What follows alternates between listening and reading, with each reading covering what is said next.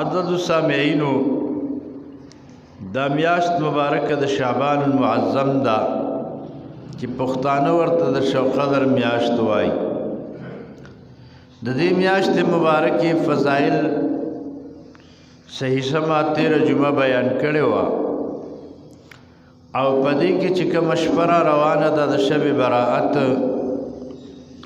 دا غي په حق لم سره مختصر ذکر ما کړو باقی باندا مسائل و فضائل دغه شپې د 15مې د شب براءت په حق لا نن ستاسو په مخ کې عرض کوم پروردگار عالم جل شانه دې موږ او تاسو ته د عمل کول توفیق را نصیب کړي معزز السامعینو دا رب کریم عظیم احسان دی چې په موږ او تاسو باندې په کال کې داسې وختونه راوستي دي او داسې شپې را باندې راوستي دي چې هغه کې بلګ عبادت باندې الله پاک ډیر اجر ورکړي او دا د دې امت سره ډیر زیات خصوصیت شوی دی ځکه چې مخکنو امتونو به ډیر عملونه کول او اجر به کمو او د حضور علیہ السلام دا امت دا خصوصیت چې لږ عمل کوي خو اجر به الله پاک ډیر ورکوي ثواب به الله پاک زیات مقرري دا برکت د رسول اکرم صلی الله علیه وسلم دی ځکه چې د دې امت عمرونه کم دي د کم عمر په وجه باندې دې ته د لږ لږ عمل اجر زیات ملاوي و چې دې لږ عمر کې یو انسان الله ته رجوع کی توجه کی نو رب کریم ته ډېر خوشحالي او کله یو انسان چې په دې لږ عمر کې دې په غفلت کې تیر کې نو بیا دا د نقصان دی الله تعالی خپل مهرباني پورا کړی دا خپل احسان کړی دی خو چې کوم انسان په دې لږ عمر کې الله ته رجوع ونکي نو دا د پاره ډېر تاوان معزز سامعینو پدې بنا باندې دار روان د شب براءت ما خو 13 جمعه د جمیش په یاد کړي وا خو چې بیا کله مونږ ته معلومات شو د خالی پښپ ما میاشت او قتل 13 جمعه نو غټه ولاړه وا او ډیر زیاته وخت پورې ولاړه وا نو دا په حساب د دې چې دا د زیارت په شب براءت راځي د جمیش په نه راځي ولې چې دا مخ کې راختلې وا چونکې د ورځې په خاطر باندې هغه ښکارا نشولا او دا راځي د زیارت او د جمعې دواړه شپې سړی عبادت تعاتو کی په دغه شپه باندې قرآن عظیم الشان کې ډېر زیات روایت د دې په حق راغلي دي او احادیث د داغې نه یو دوه روایت وایم او بیا زموږ وخت ډېر په تیزی باندې روان په دې کې یو حدیث د عطا ابن یسار رضی الله تعالی عنہ ندی قال دی وی اذا كان ليله نصف من شعبان رفع الى الملك الموت صحيفه دفعا دا دفعات کې کله چې 15 شپه د شعبان شي نو ملک الموت علیه السلام ته هغه صحیفه ورکړي شي هغه فرشت چې وته ویل شي هغه ورته حواله کړي شي چې دا واخلا فیقال ورته ویل شي اقبض من فی هذه الصحیفه پدې صحیفه کې چې د چا نومونه دي دا غیرهونه قبض کا فإن العبد لا يغرس ذکر یو بندوي چې هغه لګیاوي ونه کری چې دا وغټیږي مې و به خرم وین که الازواج لګیاوی دا نکاح کوشش کئی چې نکاح بکوما ویبن البنیان دا آبادے کوشش کئی چې آبادی کوما محل تیاروم کور تیاروم وان اسمه فقد نسخ فی الاموات او یقینا در نوم چې دی دا لیکل شوی پمړو کې لکه چې د هر انسان روح قبض کیږي نو د نوم مخکې نه په دغه پرس کې درج شوی چې په دې کال کې به د روح قبض کول شي ځکه دا داسې شپه ده چې د ټول کال هغه حساب کتاب په دې شپه باندې فرشتو ته حواله کیږي. فتدفع نسخة الارزاق الى میکائیل علیہ السلام. د خوراک او د اسقاق او د رزقونو هغه صحیفه چې ده هغه حضرت میکائیل علیہ السلام ته حواله کړي شي چې په دې کال کې به د دومره خلکو رزق فراخیږي، دومره خلکو رزق به کمیږي. ونسخة الحروب والزلزال والصواعق والخسف الى جبرائیل علیہ السلام. او هغه فرشت د جنگونو د زلزلو د تندرونو د ځمکه کې د خخېدو دا جبرائیل امین علیہ السلام ته حواله شي چې دې کال کې به ته دا کارونه کوي. ونسخة الاعمال الى اسماعیل الى السماء الدنیا هو ملک عظیم. او نسخه یعنی فرست دا لیکلو دا اسماعیل علیہ السلام فرشته د اول اسمان هغه ته حواله کړي شي چې د پلانکو خلکو عمل به په دې شپه باندې په دې کال کې تخېږي. ونسخة المصائب الى الملک الموت. او نسخه د مصیبتونو د بیمارو رنځونو دا حضرت عزرائیل علیہ السلام ته ورکړي شي.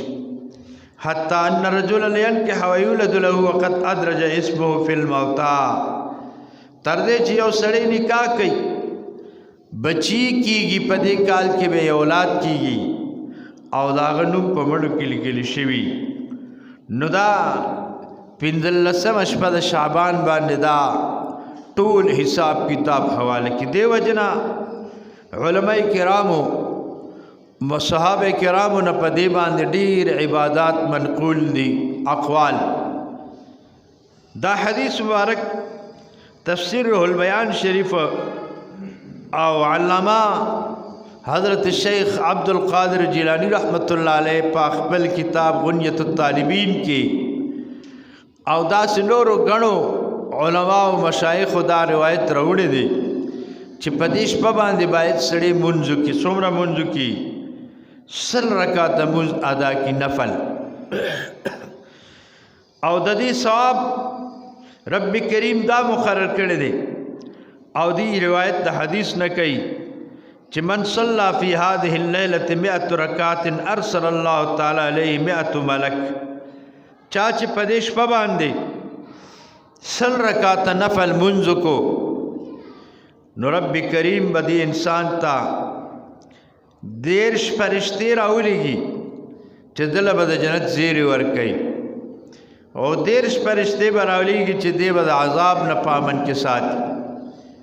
وثلاثون يدفعون عن آفات الدنيا. او 10 فرشتي به داسې وي چې د دنیا د آفاتونو نه مصیبتونو نه به دې محفوظوي. وعشرة يدفعون عنه مكائد الشیطان. او 10 فرشتي به دې د شیطان نه محفوظ کوي د حفاظت به کوي. دا هغه څوک چې په دې شپه د شب برات باندې 100 رکعات نفل منځ کوي. او حضرت حسن بصری رحمت الله تعالی علیہ هغه پکې دا روایت راوړی دی چې عن الحسن البصری رحمت الله تعالی علیہ حسن بصری سے فرمائی انه قال حدثني من اصحاب النبي صلی الله علیه وسلم. وی ما ته رسول الله مبارک صحابه کرام دا حدیث بیان کړی دی چې ان من صلى هذه الصلاه في هذه الليله. حسن بصری سے وی چې چا د 100 رکعات مونږ په دې شپه باندې وکړلو نو نظر الله الیه 70 نظره. الله تعالی به دې انسان ته او یا کرتی په نظر د رحمت باندې وګوري. وقضى الله له بكل نظره 70 حاجه. او الله پاک بدل په هر یو نظر او کتلو باندې چې رب کریم دته نظر فرمایي په هر نظر به الله د او یا حاجتونه پوره کوي. ادناها المغفره. ادنا حاجت پیدا وی چې الله پاک جل جلاله با ادنا حاجت پیدا وی چې الله ودته د ګناهونه معاف کړي.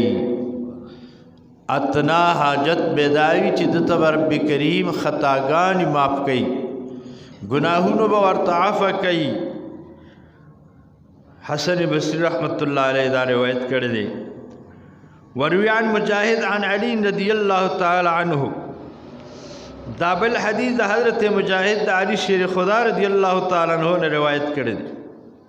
انه علیه الصلاۃ والسلام دیوای چې رسول الله صلی الله علیه وسلم او فرمایل یا علی، اے علی شیر خدا رضی الله تعالی عنہ، من صلى 100 رکعات فی لیلۃ نصف شعبان، دا دریم حدیث ته په 100 رکعات په نفل باندې ما تاسو ته چې په دیش په 100 رکعات نفل، دا دریم روایت وی نبی علیہ السلام علی شیر خدا سے فرمائی یا علی رضی اللہ عنہ قال، نبی علیہ السلام وتی من صلی 100 رکعات چاچ 100 رکعات منذ کړلو نفل فی لیلۃ نصف من شعبان په 15 شپه د شعبان باندې، فقرا فی کل رکعت بفاتحة الکتاب مرة، او په هر رکعت کې د الحمد پس د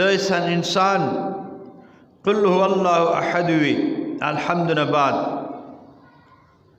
10 مرات لس کرت د په هر رکعت کې د الحمد پاس قل هو الله احد شریف وی. نو قال علیہ الصلاۃ والسلام چې پر رکعت کې لس کرت قل هو شي، نو دا تقریبا بسل رکعاتو کې بسون راځي، نو 10 لچ پساو کې ضرب ورکې نو سنت جوړیږي. نو هر رکعت کې د الحمد نه پس لس پیرې قل هو الله احد وی، او سل رکعت چې په دې اندازو کې نو سو یعنی زرا تقریبا 2000 خوشا قل هو الله احد ویل کېږي.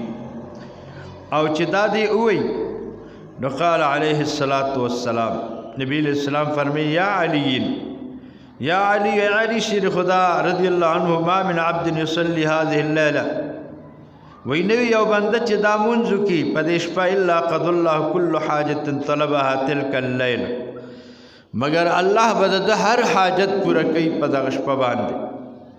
ويبعث الله 70,000 ملک، او د پاره به الله او یا زر فرشته مقرر کی یكتبون له الحسنات، چې د نیکی ولیکي، ويمحون عنه السیئات ويرفعون له الدرجات الى رأس السنه، او د ګناهونه به معاف کوي رجي، د درجه به اوچتې تر روان کال پوري.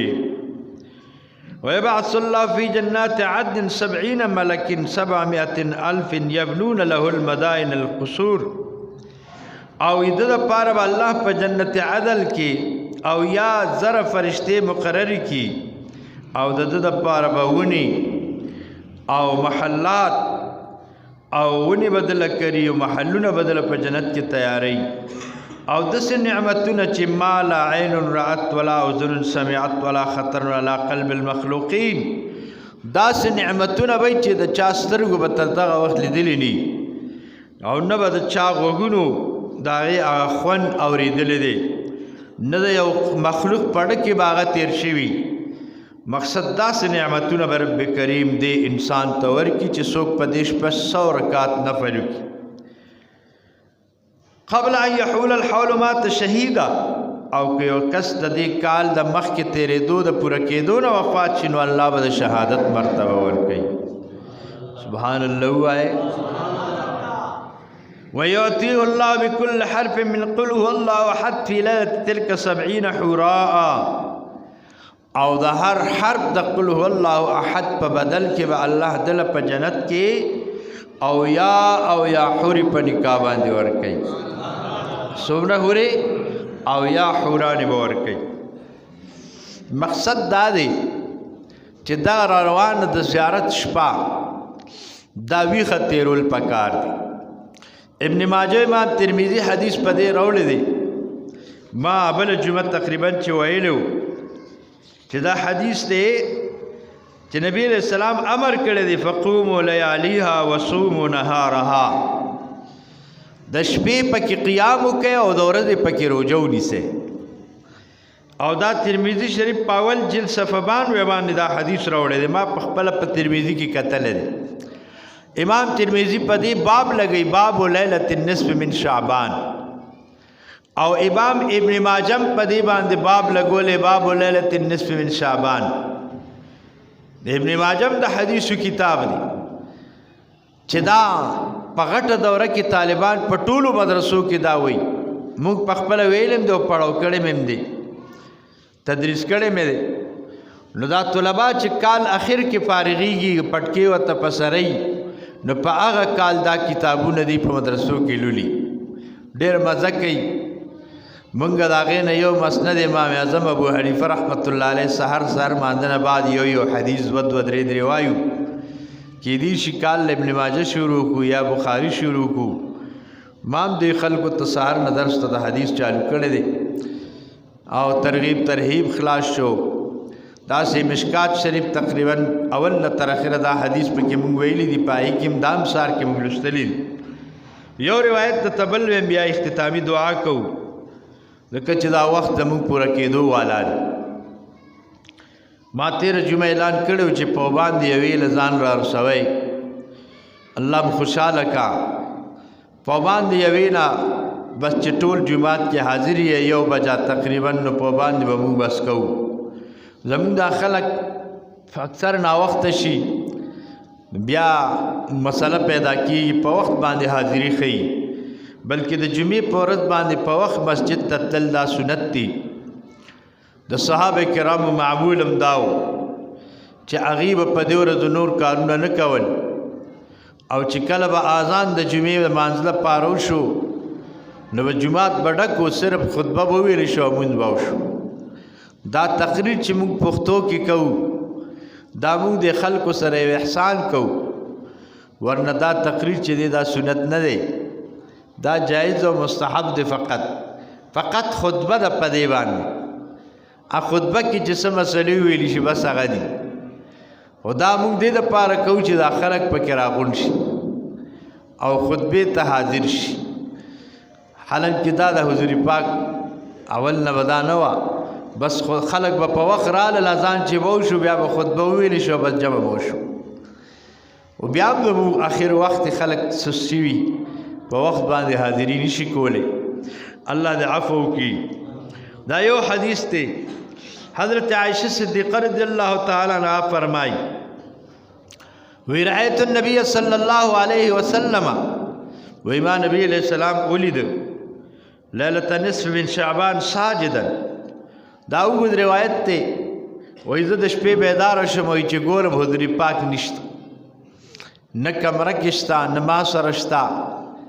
وی زه ووتمه وی چې ګرځېدم جومات ته لاړم. یو روایت خدا دی چې علی شیر خدا سره یو ځای شوم، بیا لاړو جنت البقیع کې مکت مقبره کې و حضور. هغه بیل روایت دی، اغنیت الطالبین کې راوړی دی چې هلته ولاړ دی او لاسونه اوچت کړي دي په مقبره دی جنت البقیع کې او دعا کوي. او دا بیل روایت دا وی زه لاړم یوازې جومات ته لاړم. وی چې مې کتل تیاره وه ډیوې خو نه وې، وې به خو دونه خو ټوله شپه نه بلېدې. وی تیاره تیاره کې ګرځم پر جنت البقیع کې، دا ریاض الجنت کې، دا ریاض الجنت مسجد نبوي کې ځای دی. وی لاس وامه چې دقه د زما لاس د حضور د خپو تلو سره ولګېد. وی مبارک په سجده باندې پروت او په سجده کې جاړي او دا دعا کوي، دا امت ته بخښنې سوال کوي. سبحان الله. او بیا د هغې نه بعد چې د مونځ نه فارغېږي بیا اخر کې زه سره پوښتنې ته کوم، راته وایي چې ای عایشې بیبي ما ته جبرائیل امین راغلی چې پاسه نن شپه ده امت له دې بخښنه وغواړه، د ربیع او د مضر د قبیلو د هغې د ګډو چیلو د ویښتو په مقدار نن ستا امت ته الله بخښنه کوي. نو زه راپاڅېدم او هغه دویم روایت پکې بل دا دی چې عایشه بیبي فرمایي چې حضرت په سجده دی دعا کوي. جبرائیل امین علیه السلام راغلی ما ته وایي چې ستا د دعا د برکت نه الله ستا درېیمه حصه امت ته بخښنه وکړه. وی ما وی چې دا خو کم دی، دا دوی سې به څه کوي؟ وی بیا مې زیاته دعا وکړه، بیا جبرائیل امین علیه السلام الله پاک راولېږه چې زه نیم حصه مې وبخ. بیا مې وایي چې دا خو کم دی، وی بیا مې سوال زاری وکړه، وی بیا راته جبرائیل امین علیه السلام الله راولېږه چې ځه ستا درېیمه حصه یعنې درې واړه حصې امت ته مې بخښنه وکړله او د دوزخ نه مې آزاد کړه ستا په شفاعت باندې. خو صرف مخصوص کسان دي چې هغې ته به معافي نه کومه. وی ما وی چې الهه دا څوک دي چې هغې ته بخښنه نه کوې؟ وی راته وویلې چې الا من کان له خصم حتی یرضى خصمه، هغه چا ته بخښنه نشته چې څوک د چا سره اورانی او خفه او خفګانې وي، نو هغې ته به معافي نه کوم تر دې چې هغې خپلو کې جوړ شي. او یا مور و پلار ته ناراضی او مور و پلار ورته معافي کو راضي شي. او یا دی همیشه شرابی وي، شرابونه مستقل توبه وباسي نو معافي به ورته کوم. او هغه کس ته معافي نه کومه چې همیشه په زنا کې اختی، زناکار وي، تر څو چې دی د هغې نه په صدق توبه وباسي نو الله به ورته معافي کومه. او یو پکې بل دی چې هغه ته معافي نه کوي، هغه هم څه ګناه کبیره کې مبتلا دی. مقصد دا ده چې د ټولو ګناهونو نه به سړی توبه وباسي په صدق، مور و پلار به راضي کوي. د مخکنو خلکو دا طریقه وه چې په دې ورځ به یو بل نه بخښنې غوښتې ګرځېدل به چې یاره بېګاله د بخندې شپه ده، راځه چې سره جوړ شو چې د شپې راته اله معافي وکړي. او بله دا ده چې دا کال پته نه لګي چې بیا به ژوندي یو بلې شپې پورې که نه، دا هېڅ پته چاته نه لګي. ډېر خلک یي چې بیا شعبان نیمه راځي په کال میاشت کې دنیا نه لاړ شي. ډېر خلک داسې وي او داسې پورې نه ده چې ځوانۍ پورې یا بوډاوالي پورې ده، دا د وخت د پوره کېدو پورې ده. چا نه مور پلار ناراضي، چا نه استاد او پیر مرشد ناراضي، چا نه خپلوان ناراضي، باید چې د دې شپې نه مخکې هغه خوشحاله کړي، هغه راضي کړي. نو ځکه چې دا د رب کریم وینا ده چې دغه 10 کسان پکې دي حدیث کې چې دې ته زه بخښنه نه کوم تر څو چې دې دا خپل معاملات صفا کړي. او بیا فرمایي چې نبی علیہ السلام وایي چې بیا مې دعاګانې کولې وي، رب کریم راته وفرمیل چې ځه کم خلک که بغیر د دې نه وفات شي نو په ورځ د محشر زه به د دې هغه ناراضه خلک په خپل مغفرت باندې خوشحاله کم او هغې ته به ووایم چې زه معافي ورته خیر دی وکړه. اوس نبی علیہ السلام په دې ډېر زیات خوشحاله شو. او دا د رب کریم په مشیت پورې تعلق ساتي.